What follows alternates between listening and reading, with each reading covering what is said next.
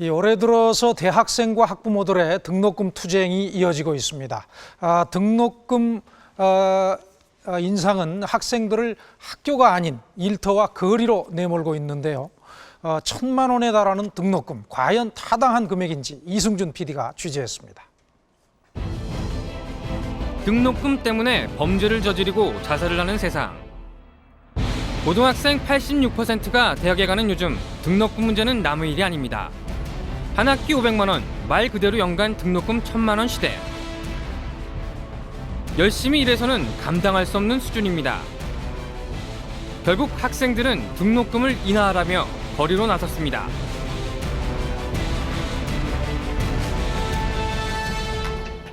대학 3학년인 김상현 씨는 올해 30살입니다. 등록금을 마련하느라 휴학과 복학, 재입학을 반복했기 때문입니다. 식당 서빙부터 영업사원까지 안 해본 일이 없다는 김상현 씨. 그러나 그 사이 등록금은 너무 많이 올랐습니다. 1학년 때와 비교하면 거의 2배. 아르바이트로는 책값을 충당하는 정도입니다. 결국 등록금은 학자금 대출로 해결했고 졸업 후 바로 취직해 빚부터 갚아야 합니다. 공부를 하면서 아르바이트를 한다는 게 시간이 너무 모자라요, 솔직히. 학교 과제 따라가기가 벅찹니다, 아르바이트를 하면은. 남들은 뭐 영어 학원 다니면서 영어 공부도 하고 뭐 토익, 토플 준비하고 이런 거 저런 거 뭐 자기 재능 개발도 하는 사람도 있고 뭐 먹고 살기 편한 사람들은 그렇게 하는데 아르바이트 하면서 하는 학생들은 그달그달이 걱정이고. 사립대는 89년, 국립대는 2003년부터 대학 자율화라는 명분 아래 등록금을 무리하게 올리고 있습니다. 다른 나라와 비교해도 최상위 수준, OECD 국가 중 3번째로 비쌉니다. 등록금 부담은 고스란히 부모들의 몫입니다. 중학교를 졸업하고 목수일을 시작했다는 최영석 씨. 자식들만큼은 끝까지 공부시키고 싶습니다. 평생 학번에 대해서는 아주 자유롭지 못한 사람 중에 한 사람이에요. 그런 아픔을 우리 아이들한테 그거를 또 줄 수 없다는 그 부모의 심정, 이거는 뭐 말할 수가 없는 거 아닙니까? 딸의 등록금 때문에 그는 신용불량자가 됐습니다. 학자금 그거를 어떻게 합니까? 급하니까 깡 해야죠. 카드 깡 해야죠.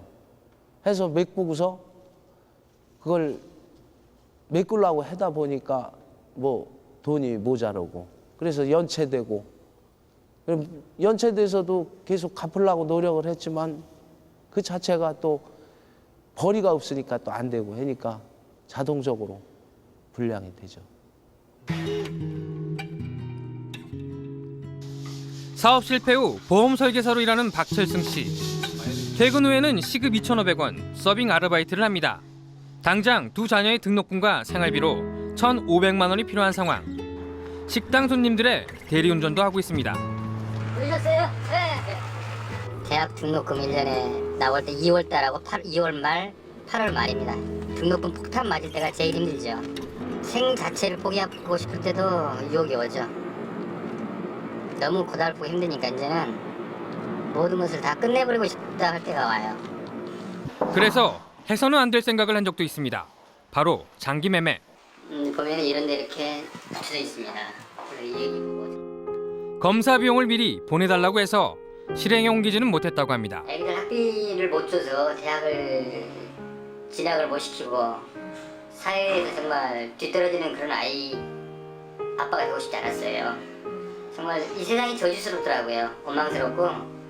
하지만은 오죽했으면 내 몸 일부러 떼서라도 팔아서라도 애들을 졸업을 시켜야겠다는 그런 욕심 때문에.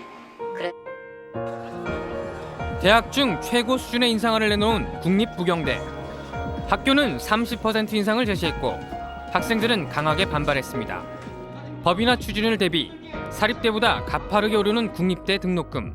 올해 부경대는 7.8%가 올랐습니다. 부경대는 등록금 자율화 이후 많게는 10%까지도 등록금을 올려왔습니다. 학비가 저렴한 국립대이기 때문에 부경대를 선택한 학생도 많습니다. 그런데 등록금은 사립대 수준으로 오르고 있고 시설이나 학습 환경은 오른 등록금만큼 나아지고 있지 않습니다.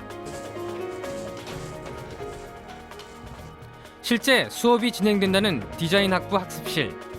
작동도 되지 않는 기기들이 방치되어 있습니다. 컴퓨터는 대부분 10년이 넘었습니다. 새로 들인 5대를 30명 학생들이 돌아가면서 씁니다. 예산이 모자라다는 대답뿐이 못 받죠. 저희 이야기해도 측정이 안 되니까. 아니, 매년 그러면 최근에 요구를 했나요? 바꿔달라고? 이거 며칠 요구를 강하게 하면 할수록 성적과 연관해서 보복 행위를 하니까 저희는 어떻게 할 수가 없는 거죠. 그 부분에 대해서는. 학교 측에 요구를 하긴 했나요? 그래도? 저희는 항상 매년 학생회에서 꾸준히 요구합니다.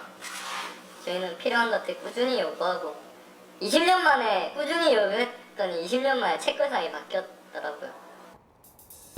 그런데 돈이 없다던 학교는 100억이 넘는 돈을 들여 컨벤션 센터를 짓고 있습니다.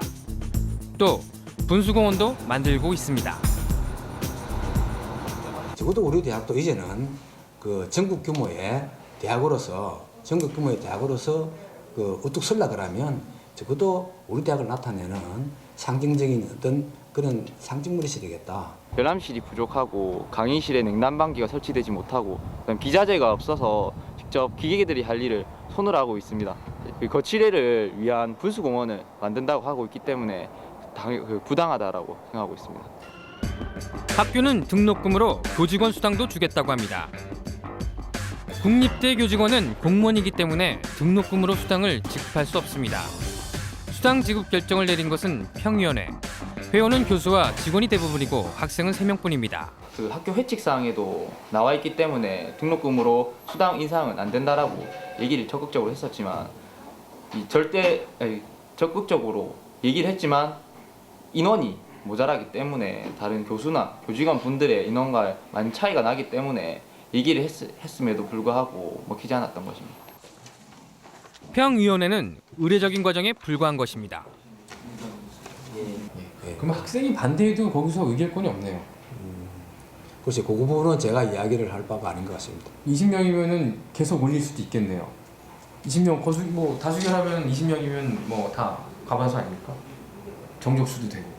하여튼 그 부분은 제가 이야기했어요. 실제 학생들에게는 학교의 결정을 막을 방법이 없습니다. 사립대학들은 현재 5조 3천억 원의 막대한 적립금을 쌓아놓고 있습니다. 그중 가장 많은 적립금을 가지고 있는 이화여대. 2위인 홍대보다 2배, 무려 5천억 원이 넘습니다. 그런데 이렇게 돈이 많은 이대는 등록금도 최고 순위입니다. 올해도 7.7%를 올렸습니다.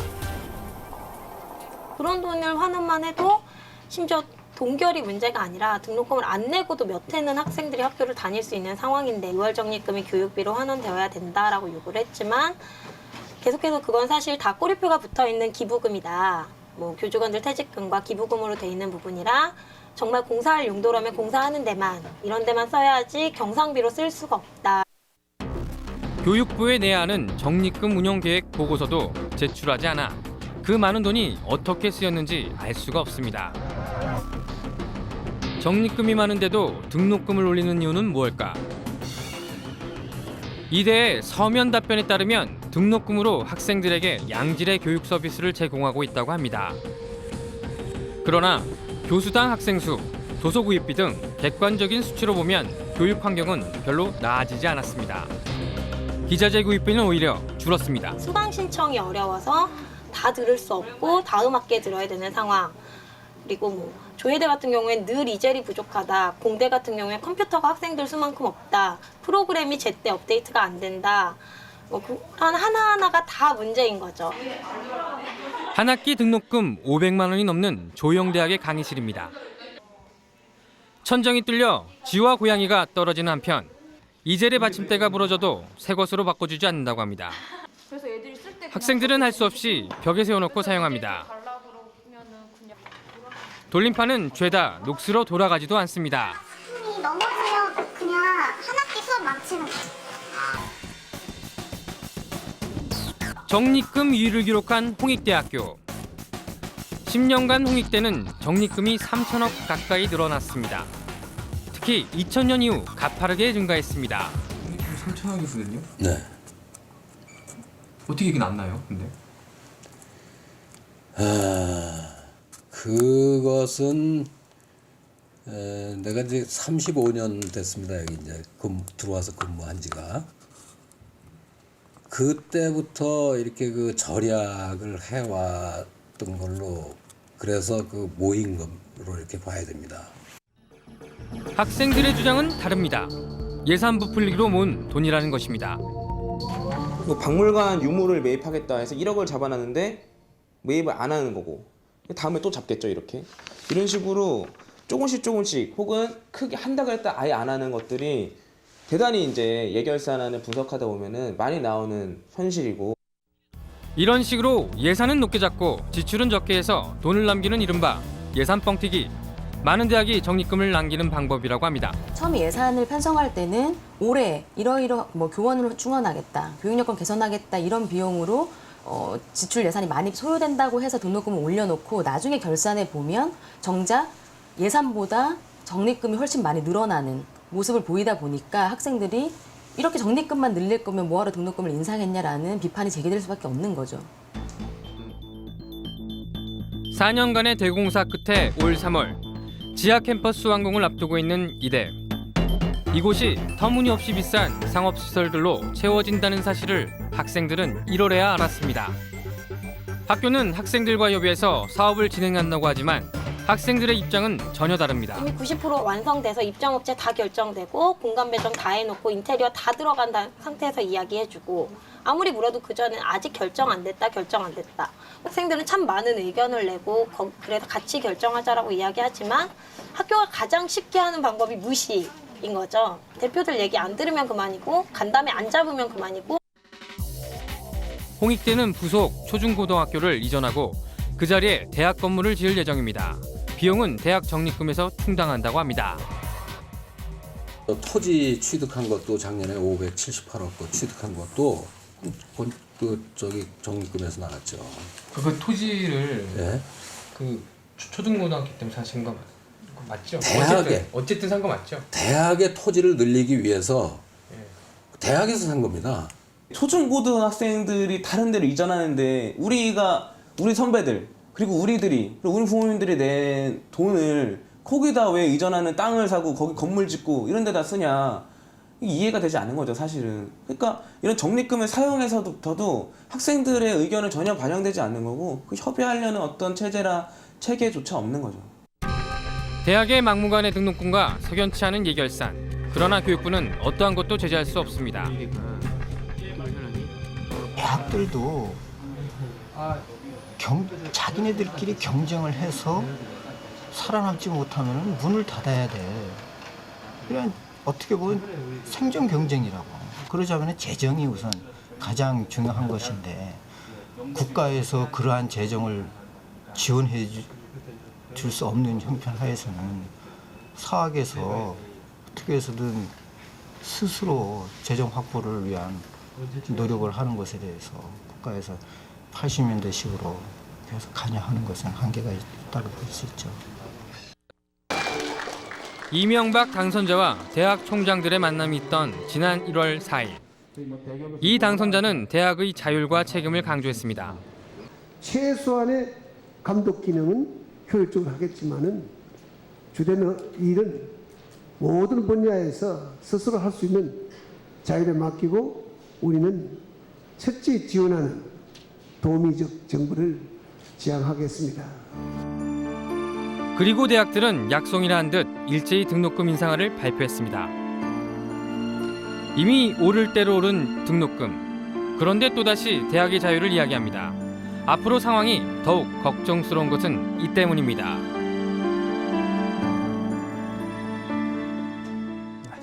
이 서민들에게 빈곤의 고리를 깨고 삶의 질을 끌어올릴 수 있는 거의 유일한 방법은 교육입니다.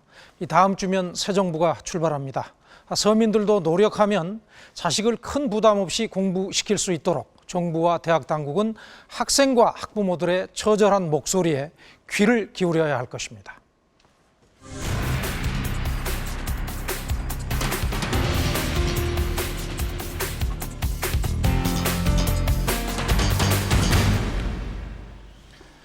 이 역사적 책임을 져야 할 사람들은 죽었지만 그들이 남긴 역사적 작물인 친일 재산은 아직까지도 남아 있습니다. 더구나 친일파 후손들은 한치의 부끄럼도 없이 조상들이 남긴 땅을 찾아가고 있는데요. 이충근 PD, 2005년 12월부터 친일 반민족 행위자 재산의 국가 귀속에 관한 특별법, 이름이 긴데 이 법이 시행된 이후에 친일파 후손들이 나라를 상대로 해서 땅 찾기 소송을 하는 게 쉽지 않게 됐죠. 네, 그렇습니다. 나라를 팔아먹은 대가로 취득한 친일 재산은 국가로 귀속시킨다는 특별법의 내용 때문입니다. 시간과 돈을 들여 땅을 찾아도 친일 재산이라는 것이 입증된다면 다시 국가로 귀속되게 정하고 있는데요.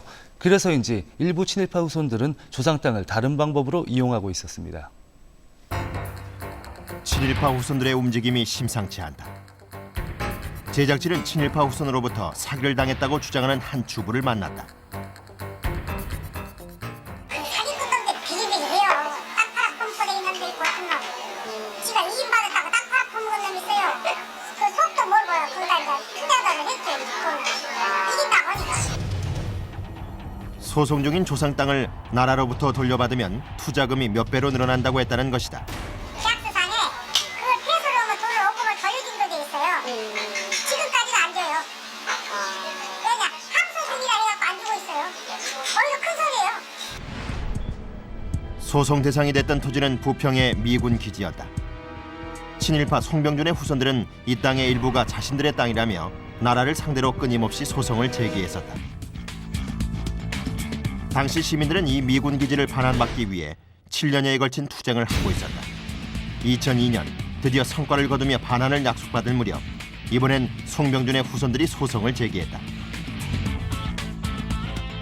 주민들이 굉장히 분노가 막 들끓었어요. 아니 이게 어떻게 해서 우리가 되찾은 땅인데 죽서서 개주냐. 그것도 친일파 후손이 그 망령이 다시 되살아난 거다. 60년 만에 어디서 나타나서 이게 자기 땅이라고 주장을 하니. 송병준은 대한제국 말기 고종 황제에게 퇴위를 강요하고 일진회를 조직해 한일합병 청원을 냈던 대표적인 매국노였다. 그에겐 여러 자손이 있었지만 땅 찾기 소송에 대표적으로 참여한 인물은 그의 종손 송모 씨들이다.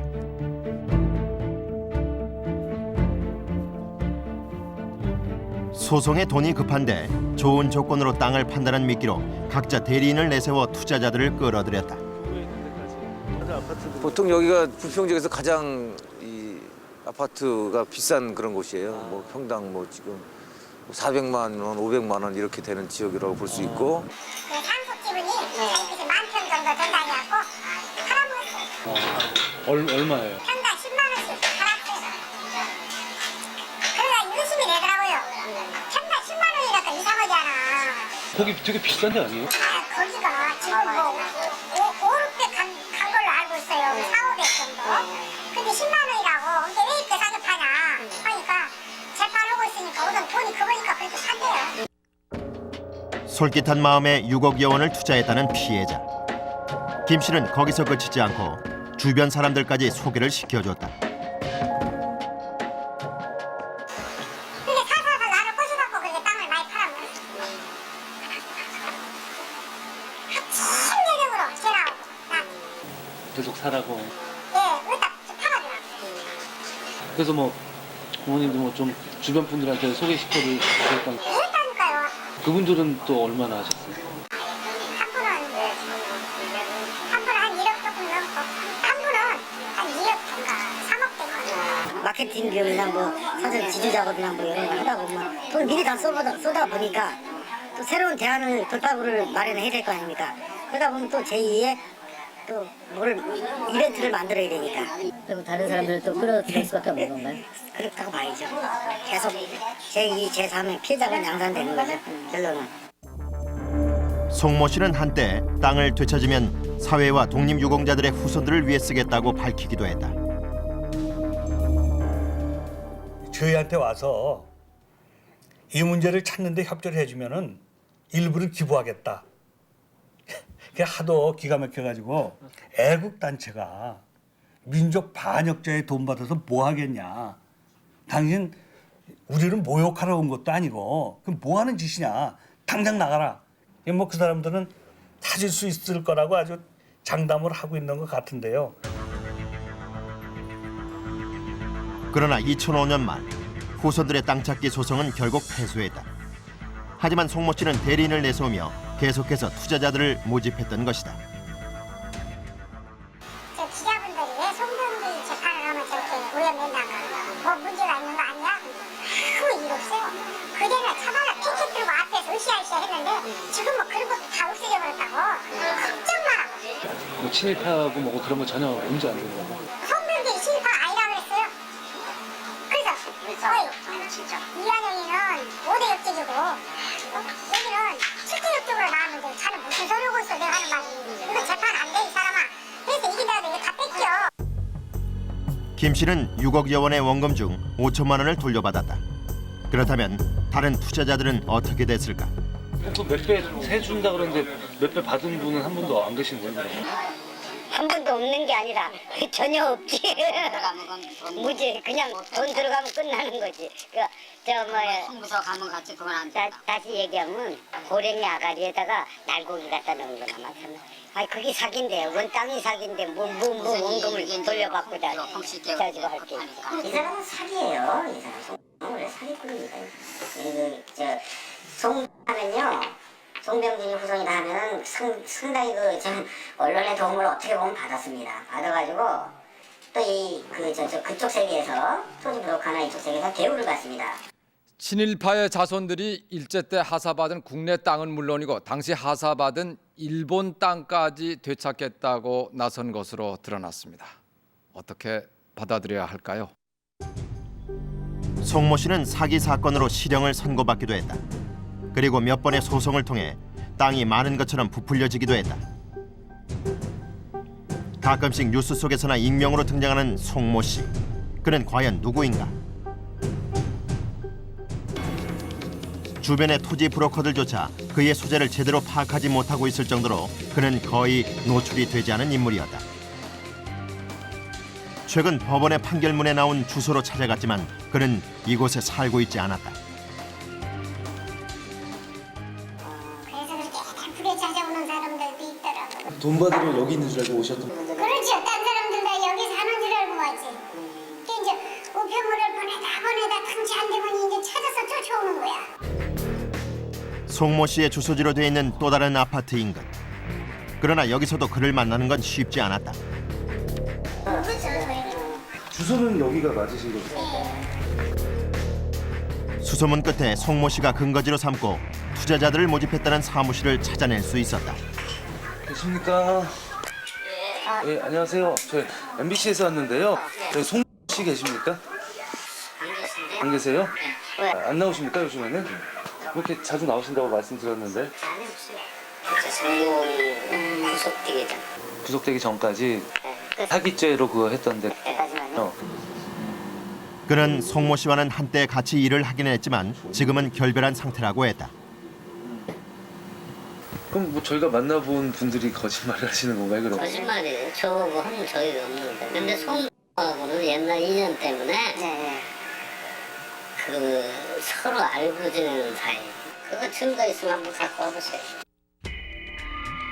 그렇다면 송모 씨는 이곳과는 전혀 무관한 것일까? 그런데 취재진은 송모 씨 앞으로 온 청첩장과 고지서가 든 우편물들을 발견할 수 있었다. 송모 씨가 한때 이사로 있었다는 의료재단의 물품 박스도 보였다. 저 본인이 여기 주소를 써요. 그렇게 하면서 갖고 와서 지난 구치소 생활할 때 있잖아요. 거기 있으면서도 주소를 일로 알려줬더라고. 인테리어 업체라는 사무실에서 또다시 발견한 것은 등기부 등본과 토지 대장 등.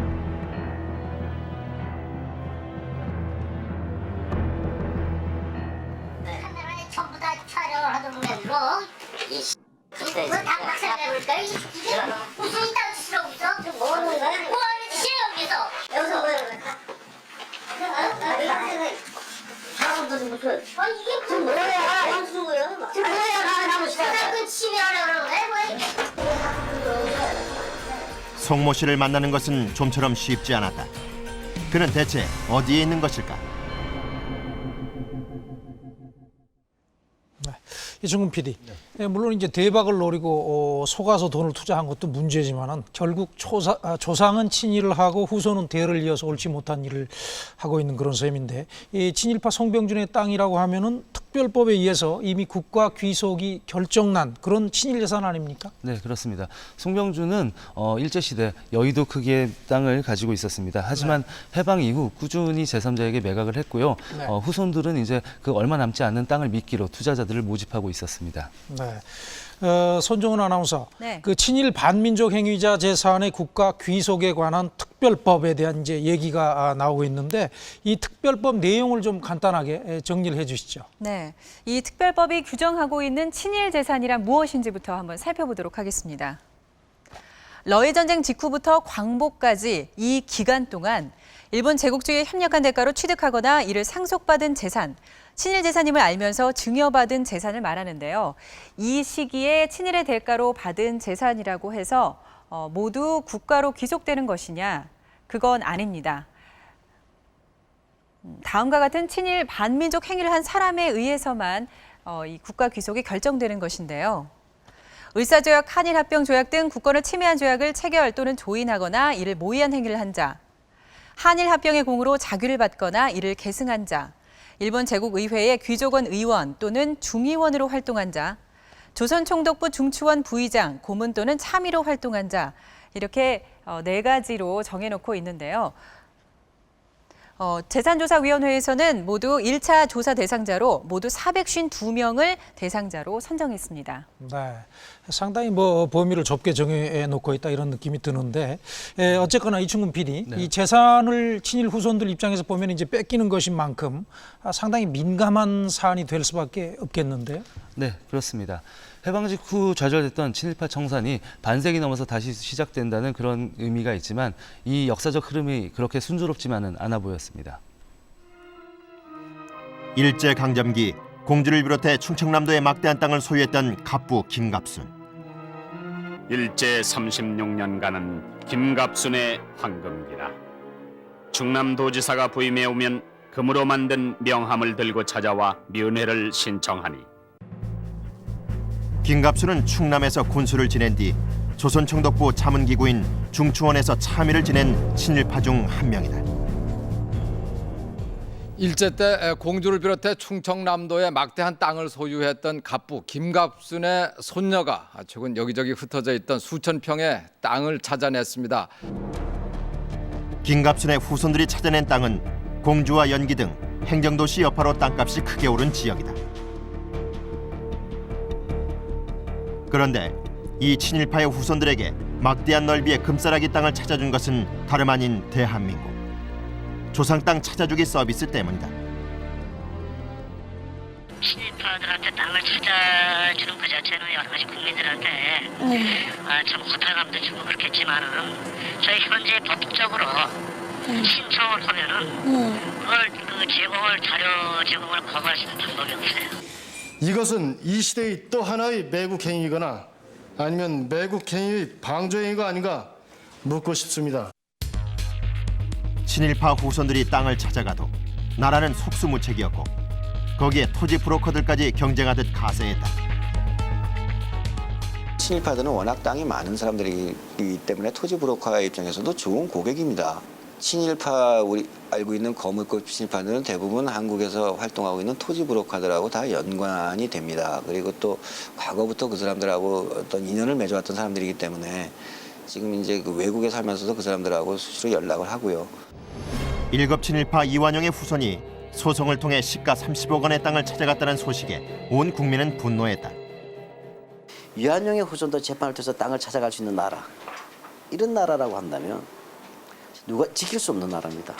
한국 사회가 올바른 역사 가치관이 생겼더라면 감히 친일 후손들이 이제 와서 다시 자신의 땅을 되찾겠다고 나서지 못할 겁니다. 더구나 그것을 법에다가 재판을 거쳐 한다는 얘기 자체가 가능한 이 나라는 그만큼 대한민국 60년 동안에 최소한의 역사적이나 도덕과 상식이라는 부분이 무너진 겁니다. 국민적 비난의 여론 속에서 당시 PD수첩에서는 이완용 후손을 어렵게 만나 인터뷰를 했었다. 먹겠다고 하는 마음은 어떻게 해서 먹게 됐어요? 왜 그러냐면요. 이걸 편승해가지고 뭐 또 이걸 보려고 하는 사람도 있겠죠. 그러니까 저가 모르는 리스트도 누굴 통해서 받을 수도 있고 하다 보니 친일을 한 대가로 해서 갖게 된 땅, 그리고 그렇게 해서 물려진 땅 이런 것들을 몰수하는 법이 만약에 제정이 된다면 저도 찬성입니다. 그리고 좋은 데다 쓰실 수 있도록 이런 그 법을 만드실 수 있다면 정말 저는 100% 협조하고 좀 누명도 벗고 좀 아주 여생을 우리 조국에서 정말 웃으면서 살고 싶습니다. 그러나 이완용 후손은 물론이고 다른 친일파 후손들도 국가를 상대로 소송을 하며 친일파 조상들의 땅을 부지런히 되찾아갔다. 당시 친일 문제를 해결할 법률이 없는 상황에서 친일파의 후손이라는 이유로 부당한 제한을 받아서는 안 된다는 사법부의 판단이 뒷받침됐다.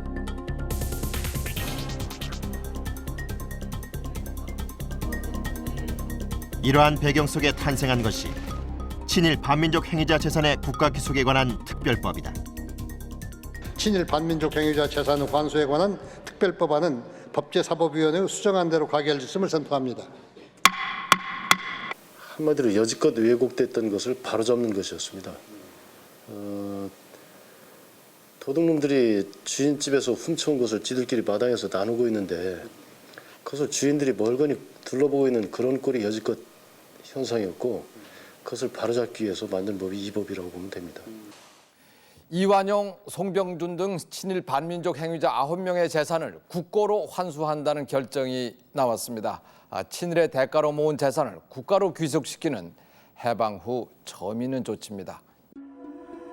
그렇게 총 3차에 걸쳐 22명의 친일파 토지에 대해 국가 귀속이 결정됐다.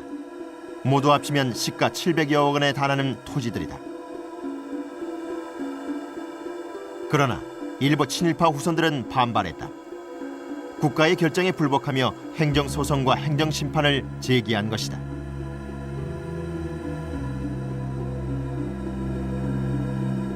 PD수첩은 이들 후손들을 만나보기로 했다. 이천 땅 관련해서 좀 여쭤보려고 찾아왔습니다.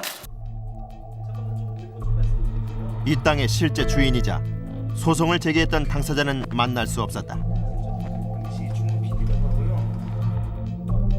민상호는 일제로부터 남자 귀족 자기를 하사받고 조선총독부의 자문기구인 중추원 고문을 지낸 친일파다. 그러나 후손들은 조상의 친일 행적을 두둔했다. 특별히 친일파적 행동이나 정치적인 행동을 하지 않았으며 자신의 종형제들이 상해 임시정부에 참여하고자 중국으로 망명하였을 때 재정적인 지원을 하였고 혹시 그 독립운동 부분 그런 부분들에 대해서 좀 증명하실 만한 좀 자료나 좀 그런 부분이 있습니까? 아니 거기에 대해서는 지금 뭐 드릴 말씀이 없어요. 나중에 이제 변호사가 다 알아서 했어요. 행정소송을 제기하셨던 거는 국가 귀속 결정을 좀 인정할 수는 없다라는 입장이시지 않습니까? 아니 이게 이제 시간이 해결해 주겠죠. 독립운동에 적극 참여한 자는 이 친일 반민족 행위자에서 빼도록 돼 있습니다. 그래서 그 증거 자료를 제시하면 저희가 조사를 해서 조사 개시 결정을 취소를 하겠습니다. 그러는데 증거 자료가 없습니다. 다 말하자면 카더랍니다. 우리 집안에서는 다 그렇게 알고 있다. 시가 70억 원 상당의 토지를 귀속당하는 민영이의 증손. 그 땅 국가 귀속 관련해서 좀 여쭤보려고 저희가 왔습니다. 근데 그분 지금 출장난 거안 되면. 어머님은 이거는 잘 모르세요? 땅 그 귀속 관련해서는? 그러고 나는 몰라요. 나이가 난 너무 많아서요. 내가 왜 못해줄게요. 그러고 나는 몰라요. 내가 나이가 90이에요. 90. 나이가 이게 이제. 아니 그거 뭐 제발 놀았다는데 뭐 난 몰라요. 그것도 이게 제가 하는 거 친구가 내가 이렇게 있나요? 예. 아니 많은 시간이 없으니까. 일제로부터 자작자기를 받고 조선식산은행 설립위원, 대동사문회 회장 등을 지내며 일제에 협력한 인물 민영휘. 그러나 후손들은 그가 학교를 설립하고 후학을 양성했기 때문에 과보다는 공이 많다며 친일 행위를 부정하고 있다. 휘문 의숙을 설립하는 등 인재 양성에 힘쓰고 국내 및 해외에서 독립운동을 후원하였는 바 결코 친일 반민족 행위자에 해당하지 않는다. 친일파 중에서 덜어는 그런 그 뭐 요즘식으로 하면은 그 불우이웃돕기 성금이라든가 또 그런데 기금을 조금씩 내기는 했죠. 그러나 그것 가지고 그 국가를 판 대가로 그것 조금 냈다고 해서 그게 그 죄가가 호도된다든가 이게 커버할 수는 없는 것이죠. 사람 죽여놓고 그리고 재산 뺏어가지고 그 일부를 유족한테다 좀 도와줬다고 해가지고 그게 용납이 되겠습니까? 한일합병 당시 국내부 대신과 자작 귀족 자기를 받고 친일에 협력했던 민병석의 후손들은 특별법에 대한 위헌 법률 심판 제청까지 제기한 상태다. 헌법이 보장하고 있는 국민의 재산권을 근거 없이 부당하게 침해하는 규정으로 위헌의 소지가 있다고 보아야 할 것이다. 그 옛날부터 내려왔기 때문에 전혀 이건 환수 대상이 아닌데도 불구하고 이거를 그냥 무차별로 다 해버리니까 우리는 그걸 받아들일 수가 없는 거죠. 법 자체에도 그 변호사 얘기가 그 법 자체에도 지금 위헌의 소지가 아주 많다는 얘기예요. 이 특별법이요? 네. 헌법 13조 같은 걸 보면은 이 소고기법은 안 된다고 아주 명시가 돼 있다 이거죠. 법 소항에. 네. 그런데 그거를 소고기법을 했고, 또 연자제도 안 된다 이거죠. 개인이 하나의 그 어떤 그 형법적인 범죄를 범했을 때도 그 범죄로 말미암아서 취득한 재산은 몰수하도록 돼 있지요. 뇌물이라든가 등등의 그런 뭐 작물이라든지 이런 것들을 몰수할 수 있도록 돼 있는데 하물며 국가를 반역했던 행위입니다. 그 국가를 반역했던 행위로 인해서 취득한 재산이라고 한다면 그것은 명백히 현행의 대한민국의 법질서에 반하는 결과를 낳는 것이죠. 그렇다고 본다면 그 재산 자체가 사유재산이라고 볼 수가 없다는 결과가 됩니다. 친일 재산이 국가에 귀속되도록 한 특별법은 친일파 후손들에게는 굉장히 민감한 사안이었다. 없다가 법이 생겨나서 당시 친일파 후손들은 굉장히 동요를 했었겠는데 어땠습니까? 꽤 유명한 사람들이 모임도 있었고요. 그 모임도 있어서 친일파 후손들끼리 좀 잠깐 모여가지고 뭐 대책도 수기하고 그런 과정에서 이제 그 사람들의 뭐 어떤 그 헌법 그 위헌 신청을 좀 해보겠다 그런 의견이 조율되는 과정을 제가 봤습니다. 그래서 결정사항은 정권 바뀌면은 여실천한다. 지금은 사회적인 분위기나 여러 가지로 어렵다. 그리고 그렇다고 해가지고 뭐 우리가 여기서 포기할 것은 아니다. 네, 이충근 PD. 특별법이 생기고 나서 친일파 후손들이 모여서 대책 회의를 할 정도라고 하니까 이 특별법이 갖는 의미가 이제 커 보이기는 한데 어떻습니까? 현장 취재를 하면서. 네, 취재에서 만난 토지 브로커들은 친일파 후손들의 땅을 찾아준 경험이 많이 있었습니다. 특별법 제정 이후 어떻게 하면 이 법망을 피할 수 있는 편법을 찾을 수 있을까? 그걸 물어보는 문의들이 많았다고 합니다. 뭐 그 정도로 이 특별법은 일단 친일파 후손들에게 민감한 문제가 됐고요. 또 그만큼 이 법 제정의 취지가 잘 살고 있다라는 그런 생각이 들었습니다. 네. 그렇지만 이제 반대로 그렇게 친일파 후손들이 편법을 가르쳐 달라라고 할 정도라고 하면은 특별법에도 뭐 약점 또는 허점 같은 게 있으니까 그런 얘기를 하는 게 아닌가 뭐 이런 생각이 드는데요. 네, 그런 면도 없잖아 있습니다. 특별법이 시행되면서 조금씩 성과를 내고 있습니다. 하지만 시행 초기라서 그런지 친일파 후손들이 파고들 여지는 남아 있었습니다. 작년 초 A건설 시행사의 정 사장은 청천벽력과 같은 일을 당했다. 220억 원을 들여 산 땅을 느닷없이 국가에서 내놓으라고 통보를 한 것이다. 이 지역 일대에 골프장을 짓기로 했던 사업 계획은 그 순간 제동이 걸렸다. 땅값은 공시지가로 49억 정도밖에 안 하는데 그 땅을 굳이 기속시키겠다고 구속시켜서 우리 피해자를 만들겠다는 취지밖에 안 되는 거예요. 가처분이 안 풀리면 앞으로 사업을 계속 연결할 수가 없어요. 그 부도 나란히요. 만약 기속 결정과 동시에 우리는 부도예요. 바로 오늘이라도. 이미 매매 대금 220억 원을 치르고 매매 계약도 끝난 상태. 그러나 문제는 이 땅이 친일파 후손의 땅이라는 것이다. 하지만 특별법에서는 친일 재산인 줄 모르고 샀을 경우 선의의 제3자로 인정해 취득한 권리를 보호해주도록 규정하고 있다. 특별법이 2005년 12월 29일 공포 시행됐습니다. 그렇게 되면은 그 특별법이 공포 시행 데모로 해가지고 친일 반민족 행위자의 재산은 국가 소유가 된 것입니다. 제3자는 이런 그 반민족 행위자의 재산을 이제 알고 샀는지 모르고 샀는지를 따져서 선의일 경우에는 보호할 필요가 생기게 됩니다. 즉, 특별법이 시행되는 2005년 12월 29일 이전에 완성된 제3자의 권리는 인정이 되지만 특별법 시행 이후에는 인정받을 수 없다는 것이다. A 시행사의 경우 매매 계약을 한 이후에 국가에서 가처분을 했기 때문에 친일파 땅인 줄 모르고 살 수밖에 없었다고 주장한다. 2005년도 그 법을 공포하면서 바로 이 지자체에다가 바로 가처분을 신청하든지 아니면 공식 신문에다 공시를 하든지 이러한 사람들이 친일에 해당되는 사람들 땅이다 해가지고 이야기했으면 여기 해당되는 필지에 누가 땅을 사겠어요? 아무도 안 사죠. 후손들 모든 재산을 다 파악해서 모든 재산에 대해서 무조건 하고 가처분할 수는 없는 것입니다. 그렇게 하면 그게 오히려 고난 남용이 되겠죠. 그 재산 중에는 친일 재산과는 영 무관한 재산도 있을 것인데. 재산조사위원회는 일단 몇 대에 걸친 친일파의 가계도를 일일이 작성하고 친일 재산으로 의심되는 모든 토지를 고증과 함께 추적해 나간다. 이 친일파들의 이름으로 지금까지 남아있기는 상당히 어렵지 않습니까? 그 재산들이 상속되거나 증여가 돼서 후손들에게 넘어와 있기 때문에 저희들이 이제 재산을 찾을 때 대상자 이름으로만 찾아가지고는 굉장히 제한적이고, 그래서 당연히 후손들에게 증여 상속된 부분을 찾기 위해서는 이제 후손들을 전부 다 이름까지 다 파악을 해야 되고. 그런 다음 현장을 찾아다니며 친일 재산이 맞는지 선별한다. 이렇듯 국가 귀속 여부를 신중히 결정하다 보니 가처분을 쉽게 할 수 있는 상황은 아니라고 한다. 문제가 된 땅은 한일합병의 공으로 후작을 받고 조선 귀족회 회장으로 일제히 협력한 이혜승의 땅이다.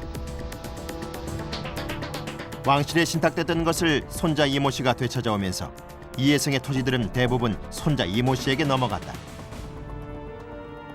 국내 한 유명 호텔의 회장이기도 한 이모 씨는 그러나 언론에는 좀처럼 얼굴을 드러내지 않는 인물이기도 하다. 이는 이게 국가기술이 얼마 안 있다고 얘기를 하는데 들리는 게 얼마 안 있으면 할 거라고 얘기를 하는데 우리만 급한 거예요. 이는 뭐 별로 급한 게 없어요. 왜 이렇게 여유가 있으셨을까요? 그러니까요. 우리는 당장 사업을 해야 되는 그쪽은 사업을 안 해야 되잖아요. 저는 이제 친일의 대가로 받은 땅이 아니고 조상 대대로 물려받은 거라고 합니다. 이렇게만 계속 믿고 있었던 것 같아요. A 시행사는 이 땅을 사기 위해 350억 원을 대출받은 상태. 그러나 사업이 지연되면서 분기마다 7억여 원의 이자만 꼬박꼬박 내고 있는 상황이다.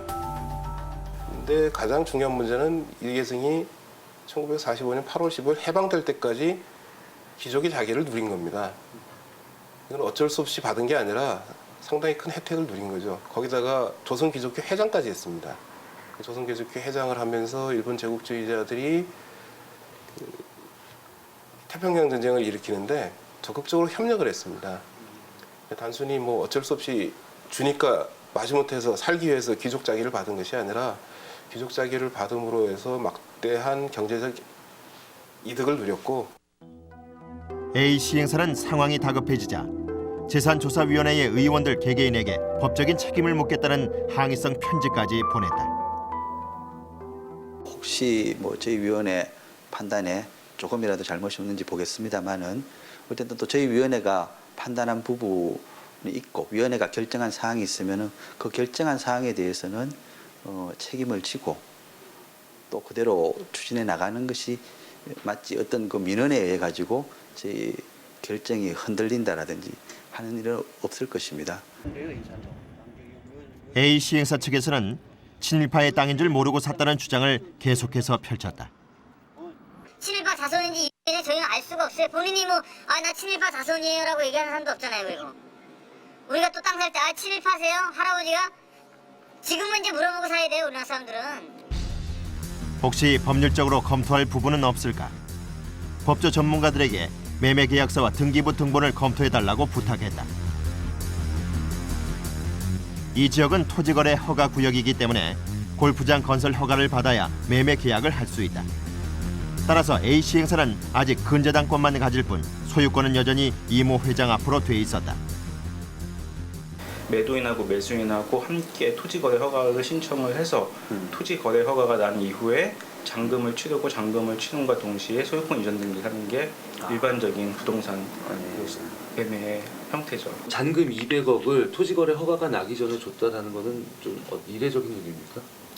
그렇죠. 만약에 이게 토지거래 허가가 안 난다고 한다면 이 매매계약 자체가 완벽하게 이제 무효로 돼버리는데 그런 무효로 될 수도 있는 계약을 위해서 200억 원이라고 하는 큰 돈을 미리 지급한다고 하는 것은 개인에게는 엄청난 그 위험이 될 수 있는 것이죠. 골프장 허가가 날지 안 날지도 모르는 상태에서 땅부터 돈 주고 다 사는 사람은 잘 없겠죠. 즉 토지 거래가 언제 날지 모르는 상황에서 계약서상의 잔금 지급 일자보다 20여일이나 앞당겨 200억이라는 거액의 잔금을 지급했다는 것은 통상적인 거래라고 보기엔 무리가 있다는 것이다.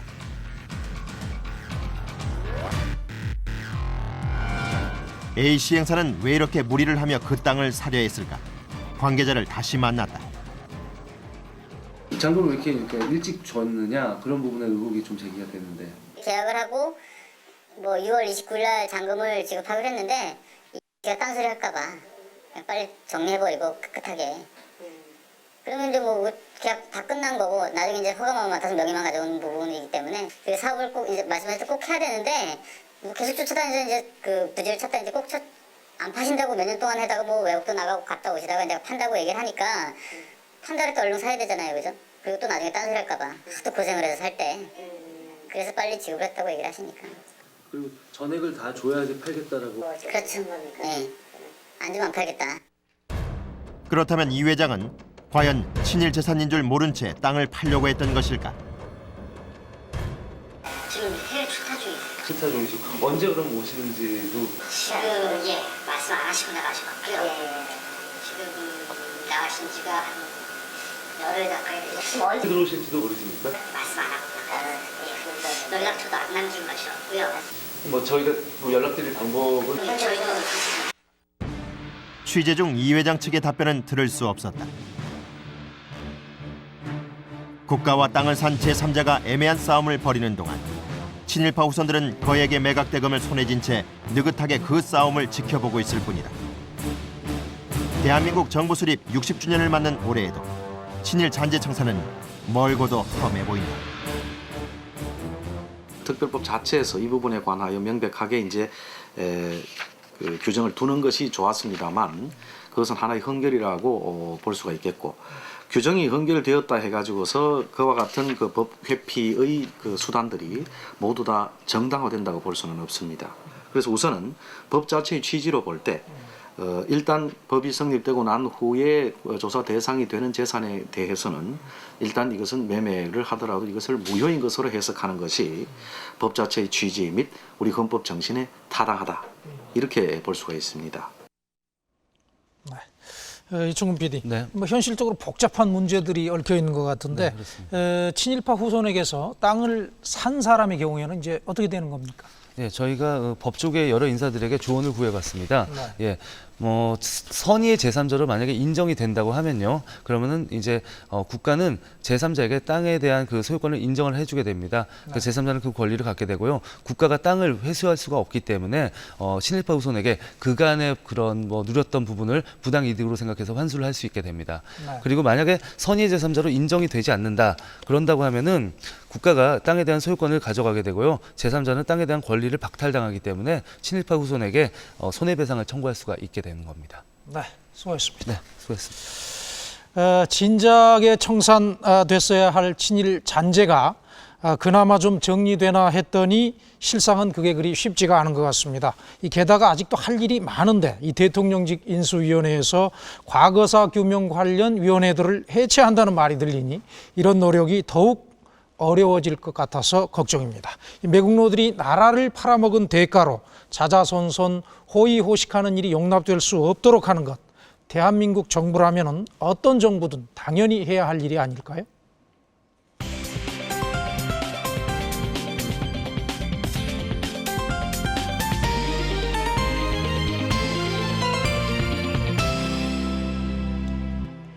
오늘 방송된 대학 등록금 인상 문제 그리고 친일파 후손의 사기극에 대해서 여러분께서 많은 문자 메시지 보내주셨습니다. 먼저 대학 등록금 인상 문제에 관한 의견인데요. 4459님. 등록금은 순수하게 가르치는 데 쓰여야 합니다. 허튼 데 쓰이지 않게 철저히 감시합시다 라고 보내셨는데요. 제가 대학들을 생각해 봐도 학생들의 피부에 와닿는 실질적인 개선이 등록금 인상에 비해서 이루어지지 않았던 것 같습니다. 등록금과 적립금이 학생들의 실질적인 복지를 위해서 쓰여지길 바랍니다. 그리고 친일파 후손에 관한 의견입니다. 7591님. 민족을 등쳐먹은 자의 후손이 또 사기 행각을 벌이다니 역사를 바로 세웁시다라고 이렇게 속이 후련한 멘트를 보내셨습니다. 얼마나 역사의 과오를 쉽게 잊어버리면 친일파의 후손이 저렇게 떳떳하게 사기극을 벌일 수 있을까요? 이번 일을 계기로 해서 역사에 대한 의식을 다시 곱씹어봤으면 하는 바람 가져봅니다. 방송이 끝난 이후에는 여러분의 의견을 인터넷으로 받도록 하겠습니다. 정리해서 다음 주에 소개해드리겠습니다. 네, 손정은 아나운서 수고했습니다. 충남 태안 앞바다에서 발생한 삼성중공업 예인선에 의한 기름 유출 사고 이후에 지금까지 찾아온 자원봉사자들 수가 100만 명을 돌파할 예정이다 이렇게 얘기를 들었습니다. 이 기적을 만들어내는 우리 국민들의 위대한 힘에 새삼 감탄하지 않을 수가 없습니다.